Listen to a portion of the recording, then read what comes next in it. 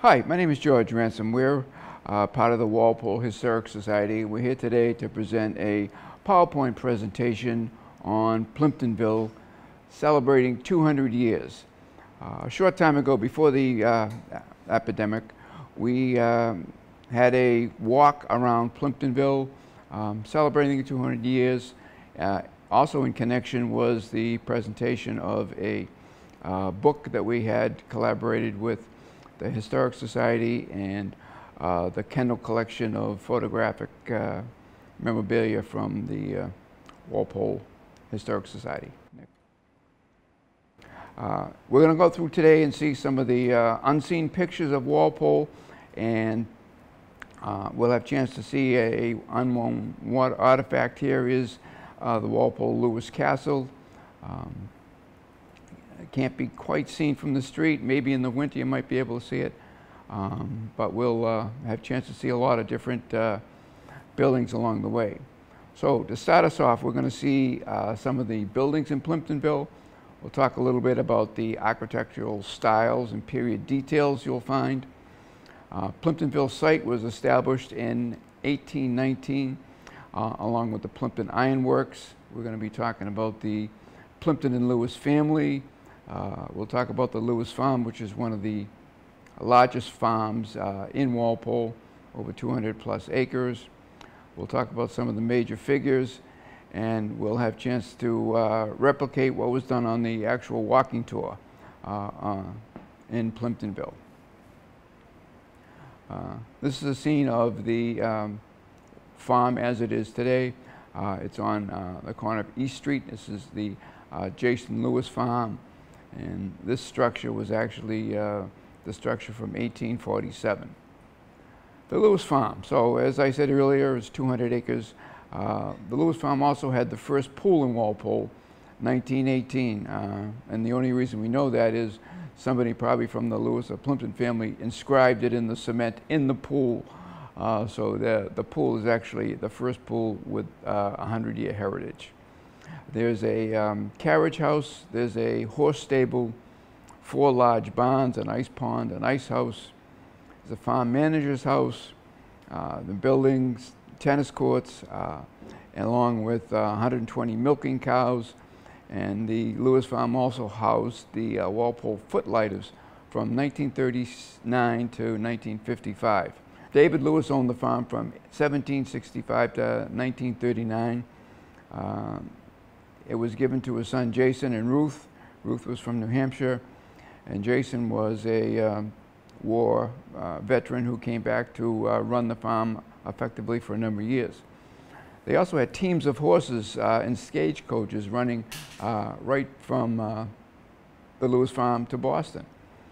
There was a loom, weaving, and Christmas trees were there. There was a fire that burnt to the ground, and the farm was rebuilt in 1829.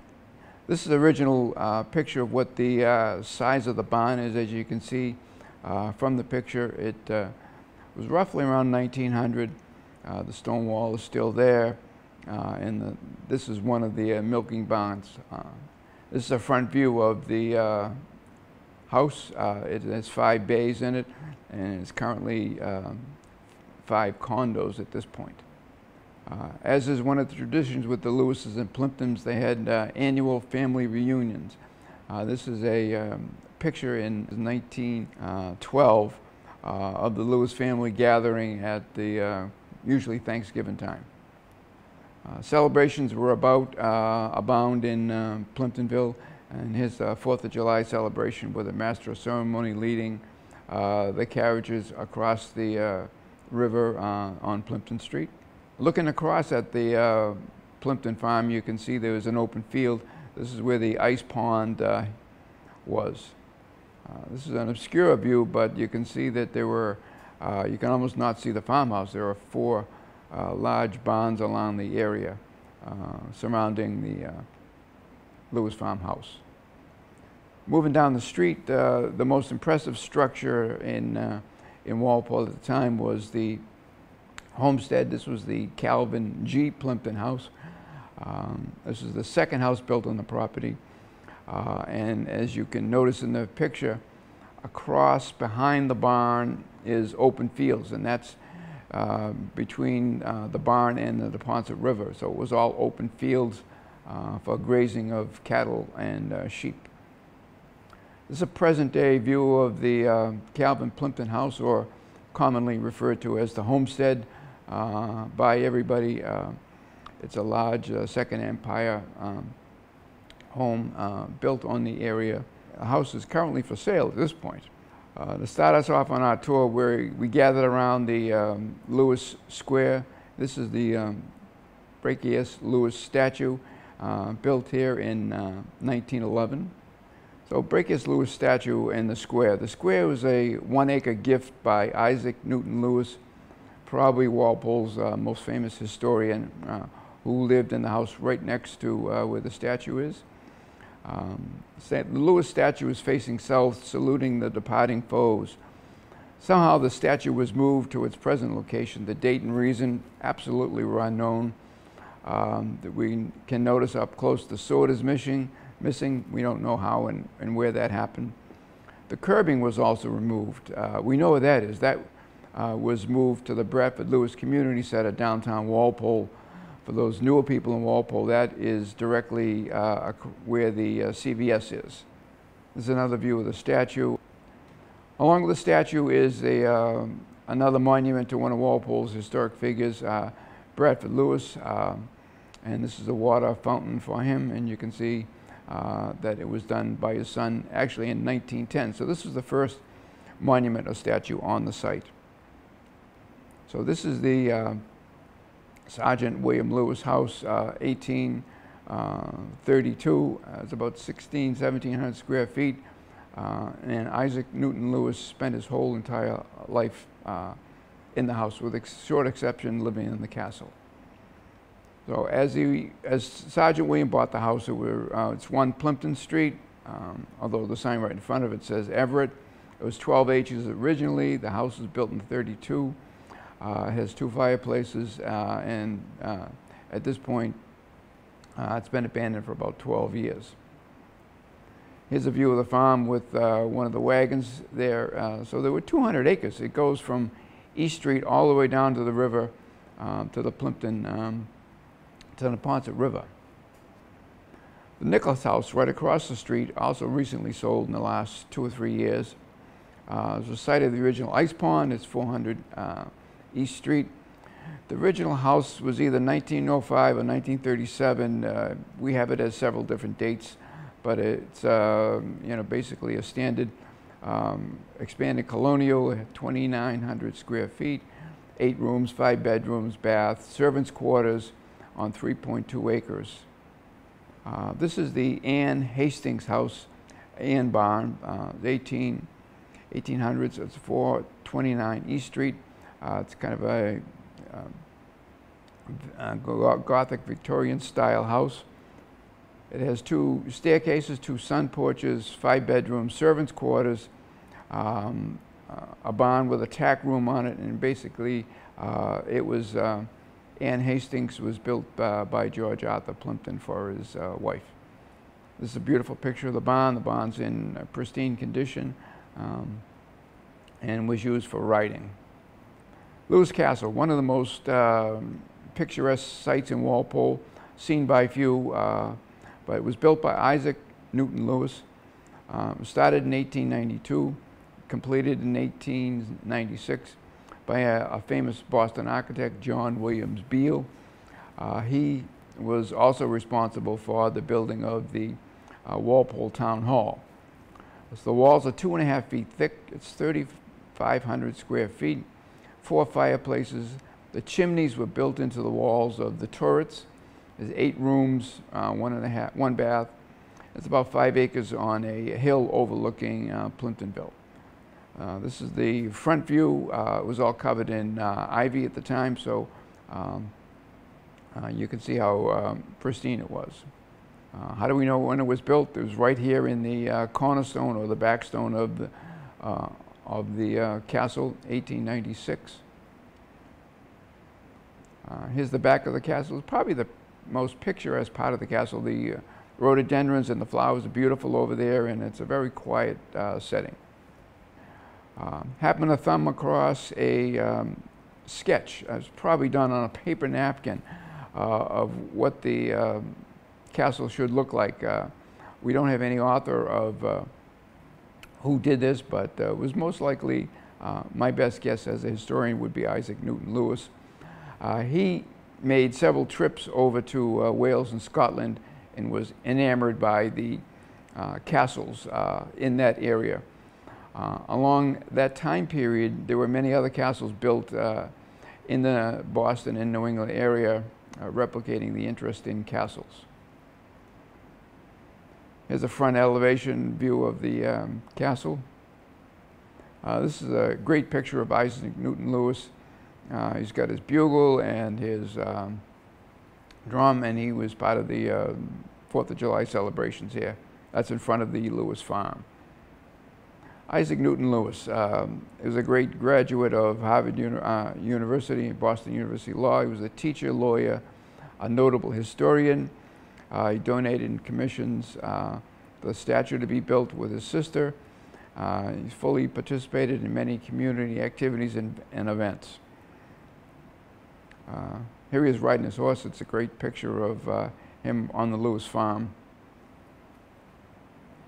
As a historian, he wrote the first most impressive book, capturing a full view of what Walpole was like, done in 1905, published by the, obviously, Plimpton Press.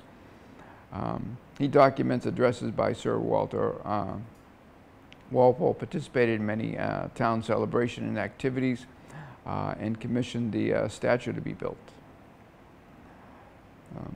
The builder is absolutely unknown to the statue, but we're assuming the builder might have been Coburn, who also built the town hall.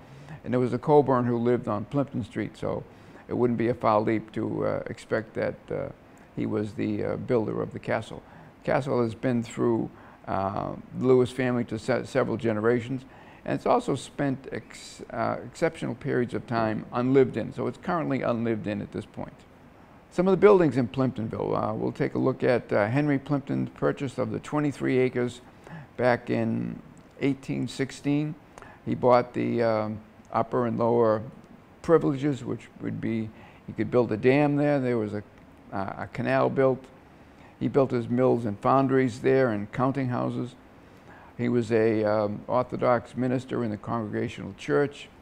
He absolutely invited ministers from Boston to come out to Walpole and preach and stay over in his house.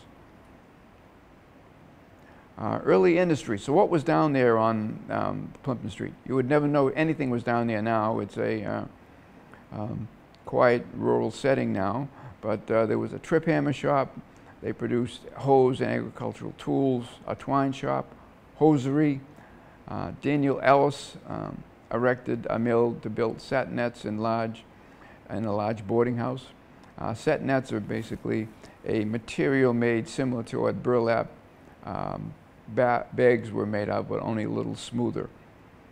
There was snuff, which is a tobacco product being produced there, fishing lines, and cotton products, along with a carpenter shop, all down in that one area. Here's a map, although if you look on the map and can see there were different dates on parts of the map. The map dates from 1815 to 1865 in the development of the industry in the area, along with the Palms, who owned the properties and the railroads. So here's an early picture of the dam before it was 17 feet. It was about 8 to 10 feet here. Here's you can see on the left-hand side, halfway up, there's a lady sitting on a tree there, watching the water go by. Henry Plimpton. So who is he? He started at age 15 upon death of his father, who was a farmer in Foxborough, and he apprenticed at Joshua Stetson's business, along with his cousin Oliver Ames, the famous Ames family over in a nearby town. So Henry purchased the rights to build the dam, and he started the production of hosiery, metal products, and he used pig iron from a local bog.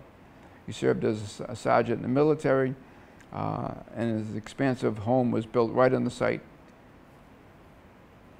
He also joined the Congregational Church. He built the church, invited community leaders, notably Dr. John Codman, Dr. Green, Dr. Lyman Beecher, and Dr. Edmonds, to come and preach to his community about the morals and religious values. So what industries were there? With the canal built, there's a sluiceway, as it's called. A short time ago, the bridge was closed for about a year. The road was crumbling a little bit, and they had to rebuild the sluiceway and the road. So we had an area that was rebuilt recently.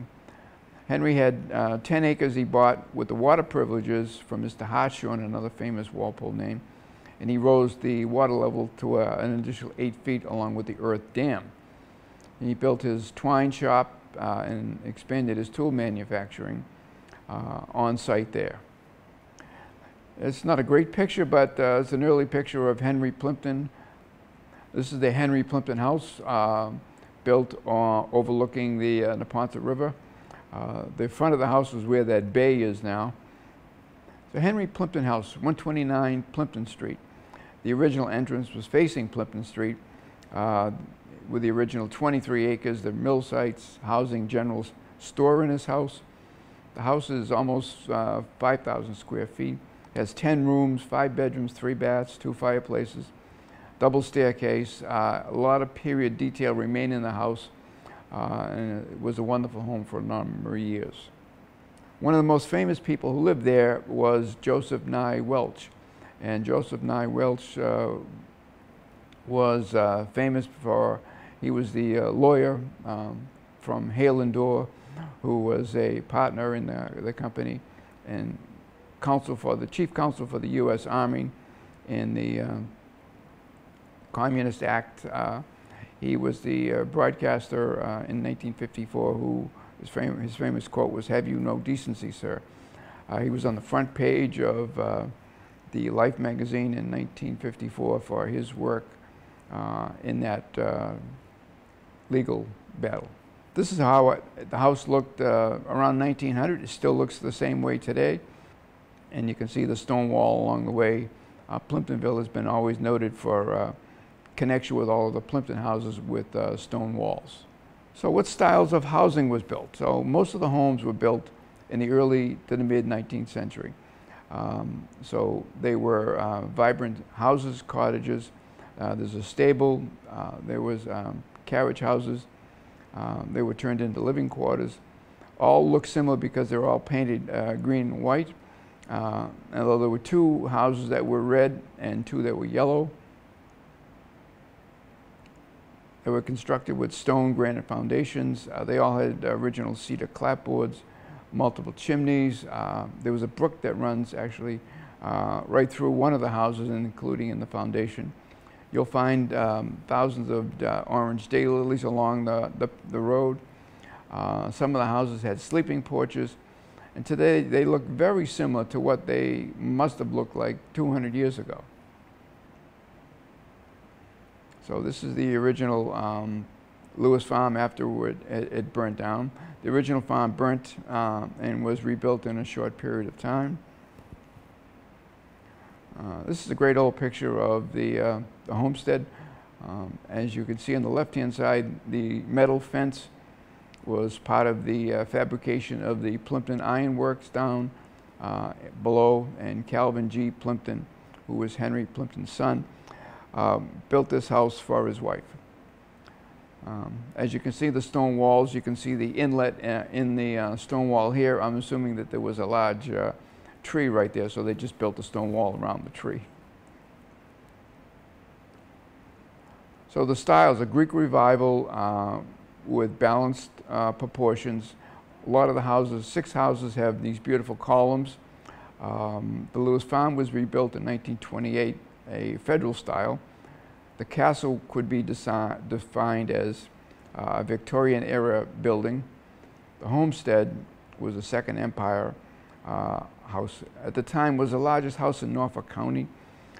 Includes several buildings and Many of the houses have a blend of styles. We'll see later as we walk through our tour. Interiors. The interiors have elaborate moldings. They all had crown moldings, picture hanging moldings from the ceiling. There's dental moldings in some of the rooms. Multiple fireplaces, sleeping porches, original horsehair plaster, push-button lights, wall sconces, chandeliers, marble bathrooms in some of them, cherry wood paneling. They all had pantries and butlers' quarters. Hand-blown glass windows, 6/6. Some of them still have soap-sewn sinks, and almost all of them had servants' quarters connected to them. So the actual mill site, we have some great pictures to show you later about the mill site, but there was a mill site where they made satinettes, they made snuff and tacks, they made axles and springs, twine shop, carpentry. There was a casting shop where we saw that that metal fence that went around the Plimpton homestead house. There were 2 furnaces, and there was an ironworks there on site. So here's what Plimpton Street looked like probably 1850. No side rails. It looked a lot wider than it is now, and we have several pictures that we can see. Here's a west view of the river with the 2 different passageways for the river. The Sleuthway is over to the right-hand side. Here's a view looking east on Plimpton Pond. The ironworks. So Henry Plimpton purchased the site and started the ironworks, as we can talk about earlier. As the industry got bigger, he needed more supplies. So in 1849, the railroad was built. So the railroad went from, was proposed to go from Boston to Dedham. Plimpton, along with Mr. Byrd, helped finance the railroad to be built from Dedham through Blackstone. There also was a spur line built that went from Byrd site all the way through Walpole Junction. This is a picture of where with the dam over to your right. This was a bridge that went across the Neponset River, where the sheep and some of the cows went over to pasture on the other side of the river. This is the Turner House on the east side of the river. As you can see, it was all alone out there on the river. As we saw this picture a little earlier, but it shows the flow of the river. There's actually quite a drop in the river that we can see, and why it was so important in the delivery of energy to the site. So the foundry was 10,000 square feet. The building was 80 by 200 feet. It had multiple buildings. We had anywhere from 125 to 150 workers. There was a company store there. In the early documents, we found that the first United States flag flown in Walpole was flown at the site of the Plimpton Ironworks. The railroad development came in around 1849 to help ship goods out west and bring supplies into Plimptonville and Byrd factory. This is the original watercolor done, which is still owned by one of the newer residents of Plimptonville. As you can see, the large building is the Foundry, and there's 2 furnaces over here on the left-hand side, but it was pretty inexpensive setting. Here's the advertisement that they used on Plimptonville to sell their Plimpton products. So Henry G. and Henry M. Plimpton, iron founders, axle and springs, Walpole, Mass. By all intents and purposes, it was a pretty large business. They had offices in downtown Boston on Milk Street, and so you see some of the products that were built right there. Calvin G. and Henry M. Plimpton were the iron founders in Walpole, and their offices were located on 92 and 94 on Milk Street, downtown Boston. Plimptonville train station. The train station's been there for a long period of time. Originally, the train station had a building there, and it was kept going because of the impetus of one of the most famous Walpole residents at the time, Joe Welch, who went to work in Boston, and the train stopped twice a day, still does today. There's the train tracks, as we can see, made a big impact in the business. This is a great picture of the site where the house was for the train track service in the area.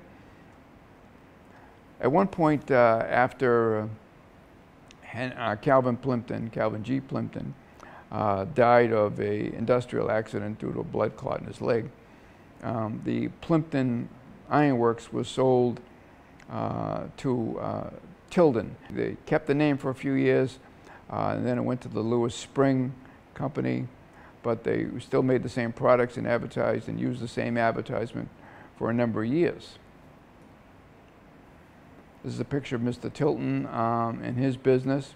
He grew up here in Walpole, right on Gill Street. This is an interesting legal document. You're not going to be able to read all of it, but it was important because it was a contract where George Arthur Plimpton bought back the property. It was in foreclosure for a number of years. Tilton's the industry faded. There was no longer a need for a lot of the agricultural products. It went into bankruptcy for a number of years, and George Arthur Plimpton was able to buy back all of the properties and businesses.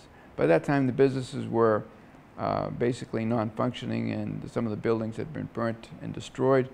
But the bargain price of $5,000, $5,000 to $7,000 with taxes included, bought back 10 Plimpton properties and all the land. Here's a picture of George Arthur Plimpton. As you can see, the sign over his head, I hope you can read it. It's the carpenter shop with a little peekaboo view of some of the still industries there. This is an area view if you had a chance to walk up the hill and see the extensive property right there of Henry Plimpton. Here's a more formal picture of him. Both he and his son both have their hand in there like Napoleon. I don't know why that was, but it certainly was a notable picture of him. Now we're going to start to take our tour to the individual houses. The Bradford Lewis house was a house that I currently own, have owned since 1979. Was bought originally by Bradford Lewis, who at the time worked for Calvin Plimpton down in the Foundry. And he and his wife purchased the land and from Jason Lewis and proceeded to build a house. The house is now is 3,200 square feet, 4 bedrooms, 2.5 baths. As typical, it has pantries, gas converted, electric lights, wall sconces. We have a chicken coop. Now we have an in-ground pool, and 1/4 of an acre of the land was taken when they built the spur line to the railroad in 1891. And there are actually 2 original wells on site. So here's a view with the stone wall in place. This is the current view of the house. It's a great picture of both of the Lewises together. Hannah Gay Lewis and Bradford Lewis, a stately gentleman. So Bradford Lewis attended a school in Walpole. We couldn't find out much about it, but it's the Herman Guild School. His brother was Willard, whose house is where the Walpole Historic Society is located now. And both of them started working for Calvin Plimpton and they started in their own business on a small mill on Short and Washington Street. Bradford married Hannah Gay, and they lived on the farm until the house was built, and he worked for Calvin Plimpton in various capacities. He lived in Plimptonville for 12 or 14 years, and he bought the Lewis Batting Company, downtown Walpole, and this is the parsonage and house that he bought from Payson. So he was one of the larger employers downtown. The company had plants and branches in New York, Philly, Kansas City, and Oakland, and Chicago. He was a deacon of the Orthodox Church for a number of years. The Payson's patronage was later, after Bradford's death, developed into a community center similar to what an old-fashioned YMCA might be. The water fountain was erected by his son in honor of all the community work that Bradford did during his lifetime. Here's a sign that we had made of the Bradford Lewis house. This is what the original house looked like. It's a standard Greek Revival house. The porch wasn't original. It did have the columns on it. The more interesting house is the Lewis Farm caretaker's house and machine shop. This is 40 Plimpton Street. You can't see it from the road. Now it's 2,700 square feet, a couple of fireplaces, 3 acres of land, open wells. It was originally the caretaker's house for the farm and the machine shop to the farm. They were made into a single house. Also located behind the house is the piggery, which was nearly 100 feet long and made out of fieldstone. As I said earlier, there's an open well there. So here is the picture. You can see the front was a small cape. In between setback was the connection between the machine shop, and the extended part of the house was another cape behind it. The foundation for one of the barns is right there in front of the Jeep. It's a really quiet, beautiful setting. Next, we move on to the Carriage House. Obviously, can't be seen from the road. It's 42 Plimpton Street. It was a 1,400 square foot, six-room house, 3 bedrooms, 2 baths, all on the top floor. Originally, when I moved in, originally it was a hayloft, obviously, because it was a carriage house, and it had a high carriage entry. The lower portions have been transformed and by 2 architects. So they did a beautiful job of maintaining the house and expanding it to be a unique property. Here's the side of the house. You can see there's a Juliet balcony there, and the whole bottom was completely done over and is part of a fieldstone fireplace and foundation. Mrs. Calvin Plimpton House. Now, after her husband died, Mrs. Plimpton moved out of the homestead, which was sold. It's a single-family home, and it was 1.5 stories. It was built as a with an artist's retreat in it. It was called Brookson because the brook ran right behind it and through it, and you could hear the brook all the time. And after their husband's business had failed, and she moved into this house with her children. Here it is right here, a front view with the stone wall in front. Brookside. This is probably the most impressive house in terms of architectural detail, and was one of the later houses to be developed, as you can see, by circa 1860. It was a 2-family house. It's almost over 4,000 square feet, 14 rooms, 6 bedrooms, 2 fireplaces, almost an acre and a half, pantries, staircases, original clawfoot tubs, extensive moldings and architectural detail work, dental moldings, mahogany paneled dining rooms. It was a really impressive house to see from the inside. Originally, it was a small house built by Charles Booth, who was a foreman at the Plimpton Ironworks, and James and Ella Plimpton expanded the house and lived there. Herbert Mosley Plimpton also lived there as one of their sons. A side story to Brookside is one of our neighbors came by and lived in the Bradford Lewis house for a number of years. He used to walk over to the Ella Plimpton and take piano lessons from her house. Here's a picture of it probably 100 years ago after it was expanded. Still got the circular driveway. And back then it had open porch around the left-hand side. But there is, as you can see, there's no trees in the area, so they were using trees to heat the houses originally. Here's what it looks like today. Here's a great picture of the Brookside in the wintertime. Plimpton Press. So all the Plimptons went into business, seemed to be for themselves or with other partners. So they established a press or a publishing company. They moved to Norwood, and Henry Plimpton, Kendall, got his business start there. He was also an Amherst College graduate. He started in his heyday. They were producing 50,000 volumes per day.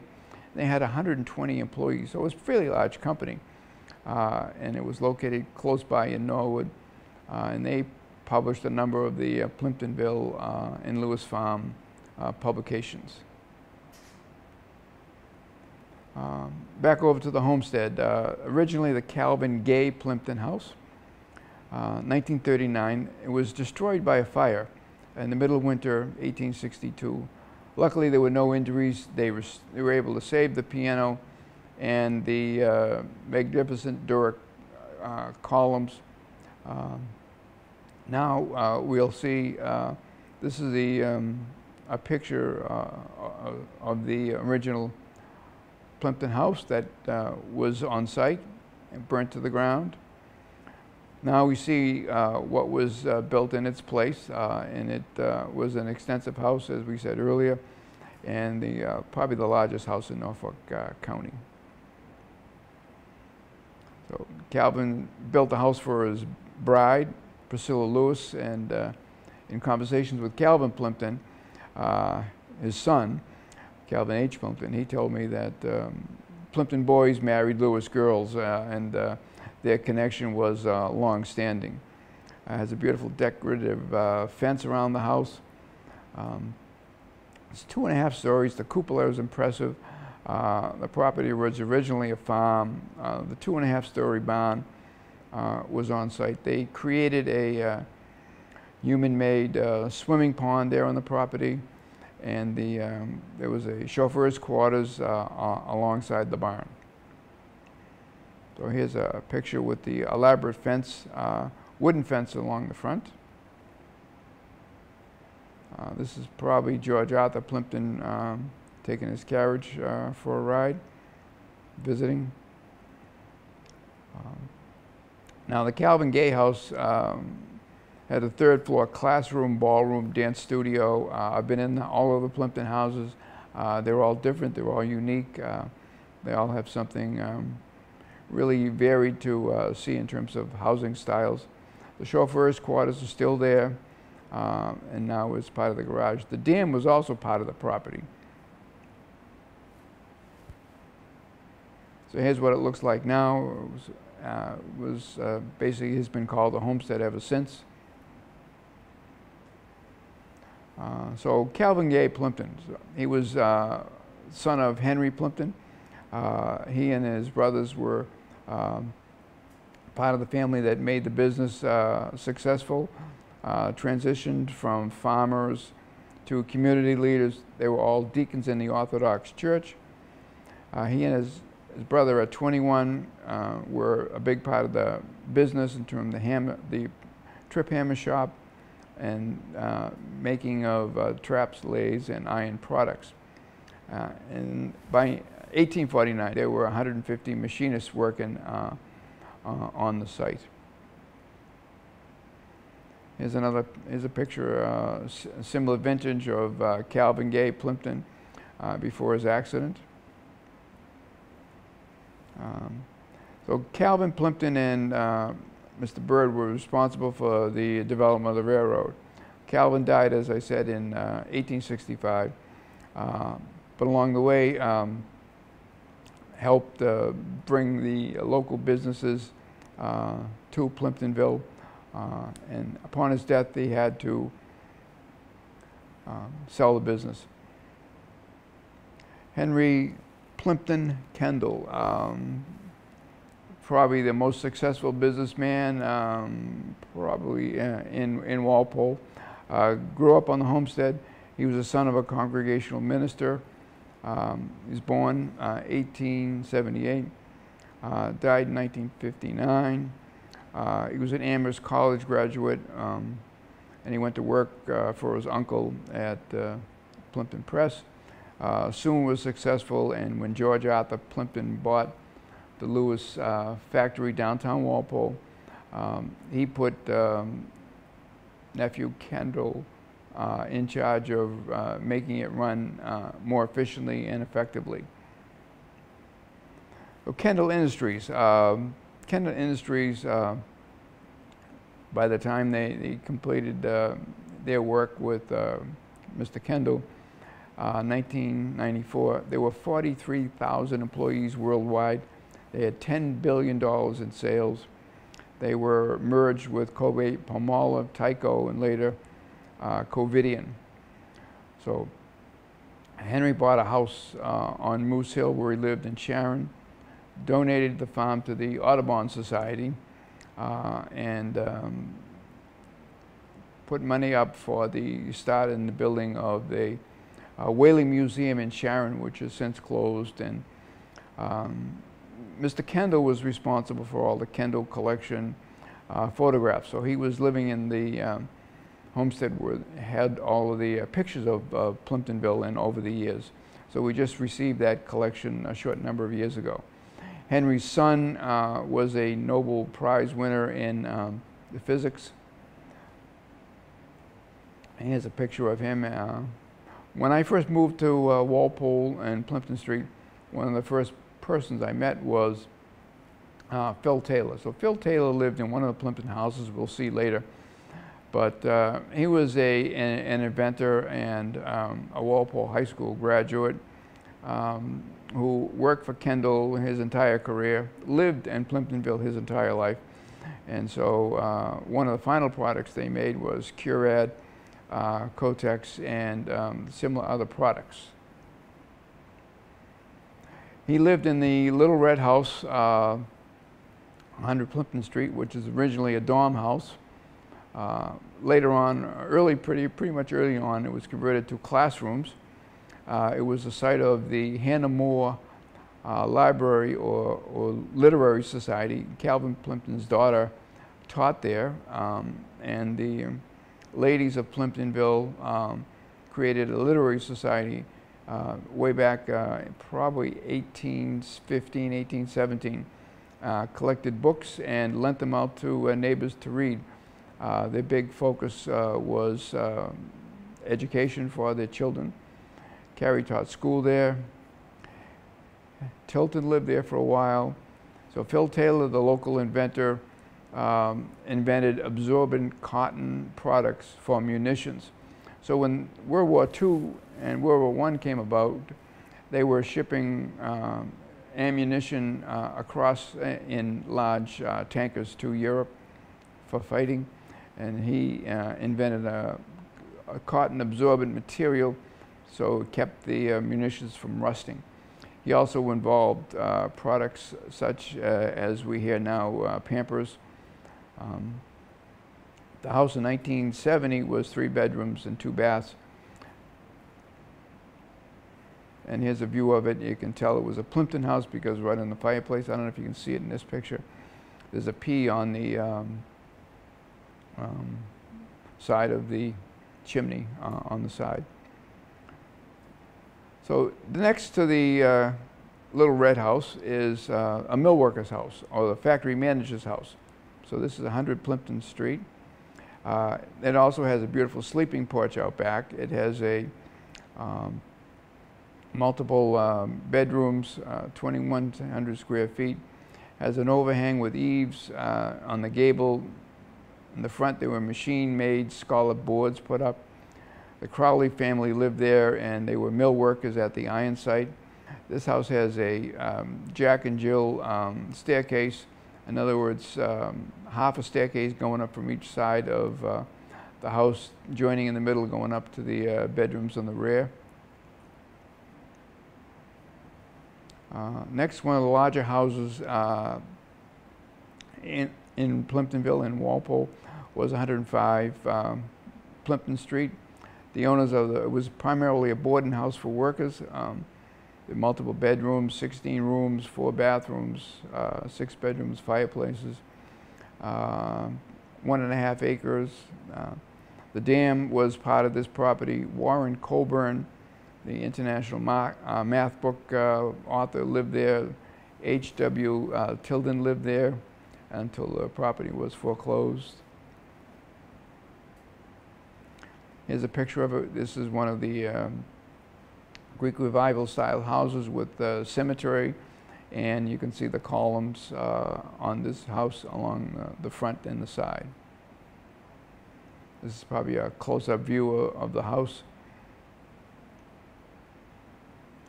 The counting house. So the counting house is right across the street, 122 Plimpton Street.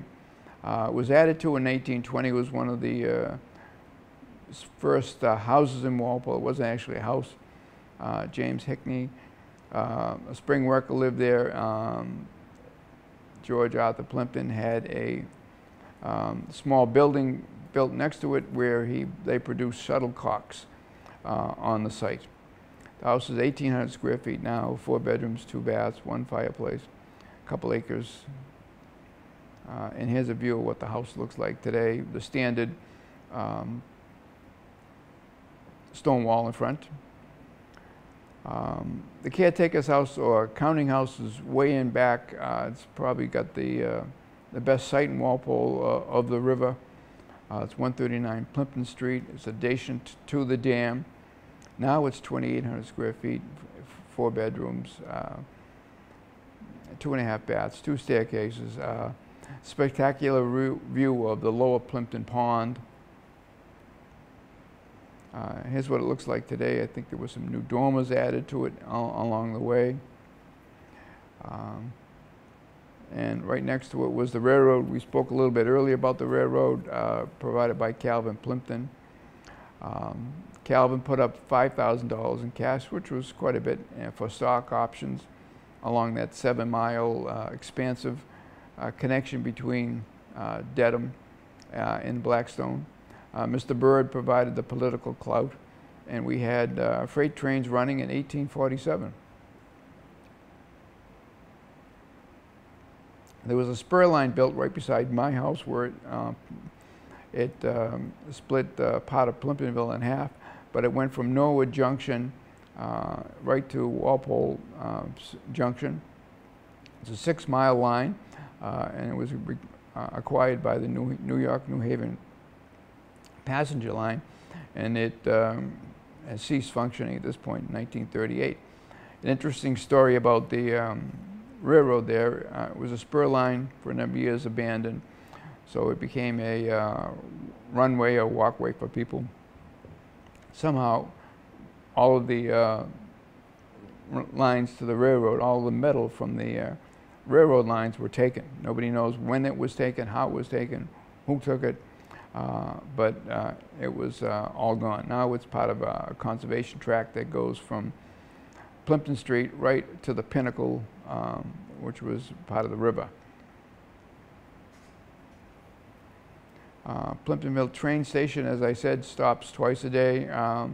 Here in Plimptonville, there's still a number of people who walk up the hill to Plimptonville and beyond, and use the train on a regular basis to get to Boston. Here's the line that we can see. Other monuments in Walpole. One of our famous monuments was Dog Rock, originally designed on site by an anonymous source. I absolutely know who did it. Been sworn to secrecy. He kept up the condition of the rock for a number of years.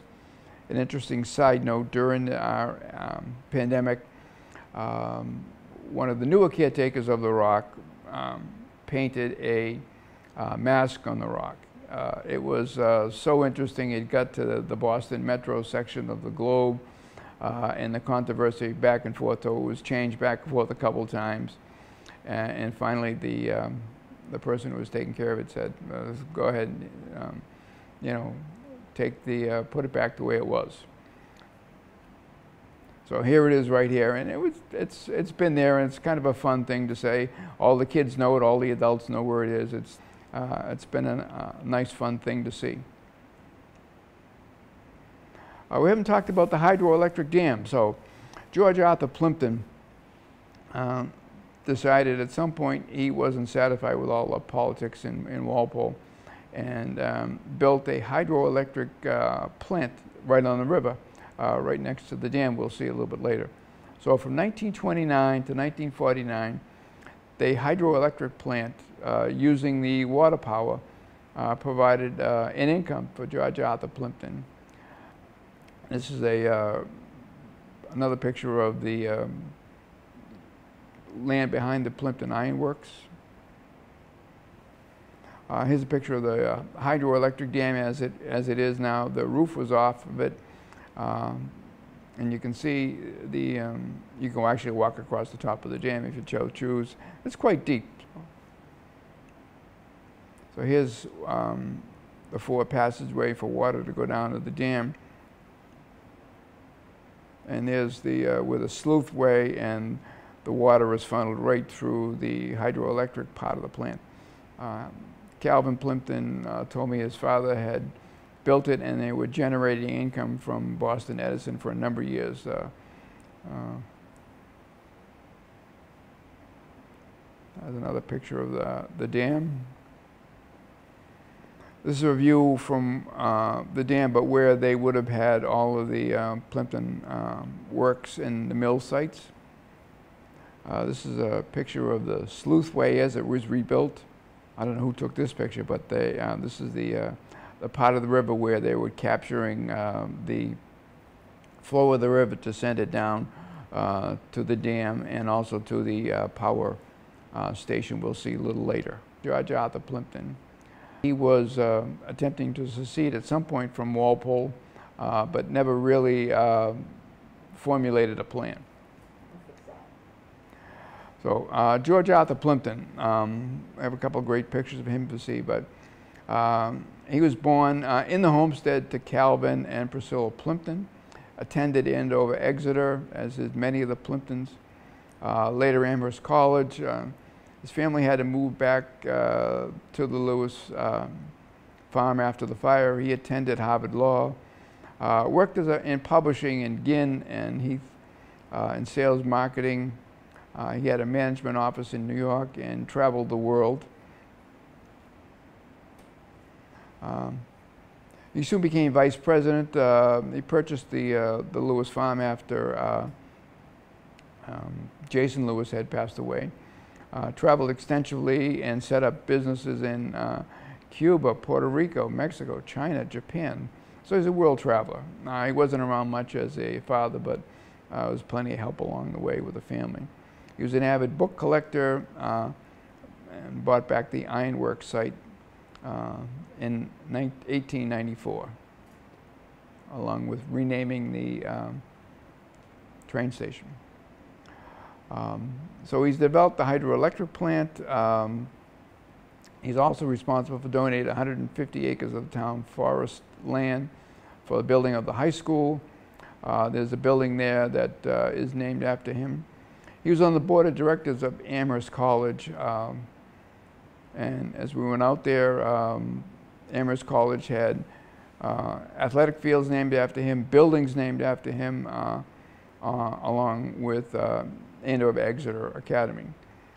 He was an international publisher, collector, college trustee. He was a philanthropist. He was a champion of women in higher education.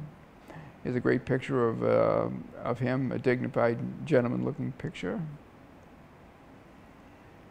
As far as we've heard about the men and what they've done. This is the Ladies Literary and Moral Society here in Walpole. They started 1816. They met every Thursday. And down the Historic Society, we actually have the documents, handwritten, of notes of their meetings and what they did and what they accomplished during their meetings. So they had weekly meetings. They braided straw hats for purchasing of books. Johanna Payson, Martha Allen, and Joanna Plimpton, along with Mary Byrd, were the original members. Now, those are some of the most famous people in Walpole at the time, and they created the first library at the Henry Plimpton House. Later moved over to the Little Red House. So the Plimptons were big on education. They were taught Latin, Greek, and French. There was a Lewis band and orchestra, so they had plenty of music lessons along the way. Plimptons were deeply involved in religious services, inviting many of the ministers out here to preach in Walpole. The Plimpton and Lewis women attended college at Mount Holyoke Seminary and Wheaton College. They were involved in missionary work around the world. Calvin Hastings Plimpton, Calvin G. Plimpton's son. We talked a little bit about him in another episode of history here, but he was a Andover Exeter Academy graduate, sent off to their boarding school at a young age. Went to Amherst College, maybe a little reluctantly, attended Harvard Medical School. His boyhood friend was Joe Welch Jr., and Allied Stevenson hung out with him down at the Lewis farm. He worked in the Coconut Grove fire, or was called to arms to go work there in the fire, and became a captain in World War II as a surgeon because of his work there. He lived on the Lewis farm, bought it, and spent a lot of his childhood here, which he loved. He became head of surgery at Columbia Presbyterian Hospital in New York, president of Amherst College, along with other prestigious settings. He was the president of Downstate Medical Center. He married Ruth Talbert, who he met at the Thanksgiving gathering. She was a second cousin once removed. I'm not sure really what the once removed meant, but he met her there and was married to her for his entire life. Here's a great picture of him at, I think it was just before he passed away. He was about 87 in this picture, and there's his wife, Ruthie. He became president of Amherst College, president of University of Beirut, board of directors of Barnard College, which was a female college. He was the first to introduce women into Amherst College, and he was the last Plimpton to own 13 properties, which he sold in 1983. He died in Westwood in 2007 at the age of 88. Loved Plimptonville, loved hearing about it and reminiscing about the sites. Plimpton Block. Downtown Plimpton Block was designed to be a dry goods store, general store, run by Henry and David Plimpton in 1888. It remains unchanged to this date. Take a look at it now in our next slide. You'll see that it looks exactly the same today as it did back then.